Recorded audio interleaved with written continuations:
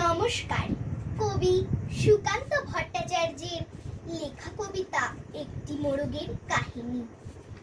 একটি মোরগ হঠাৎ আশ্রয় পেয়ে গেল বিরাট প্রাসাদের ছোট্ট এক কোণে, ভাঙা প্যাকিং বাক্সের গাদায় আরো দু তিনটি মুরগির সঙ্গে। আশ্রয় যদিও মিলল, উপযুক্ত আহার মিলল না।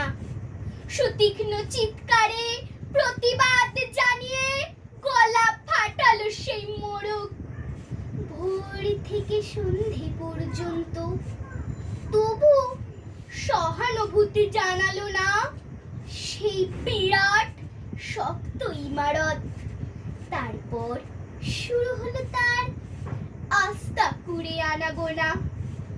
আশ্চর্য, সেখানে প্রতিদিন মিলতে লাগলো ফেলে দেওয়া ভাত, রুটির চমৎকার প্রচুর খাবার। তারপর এক সময় আস্থা কুড়েও এলো অংশীদার। ময়লা, ছেঁড়া, ন্যাকড়া পড়া দু তিনটে মানুষ।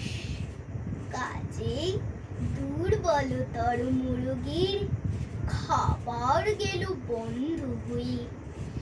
খাবার খাবার, খানিকটা খাবার। অসহায় মোরগ খাবারের সন্ধানে বারবার চেষ্টা করলো প্রাসাদে ঢুকতে। প্রত্যেকবারই তারা খেল প্রচন্ড। ছোট্ট মোরগ ঘাড় উঁচু করে স্বপ্ন দেখে প্রাসাদের ভেতর রাশি রাশি খাবার।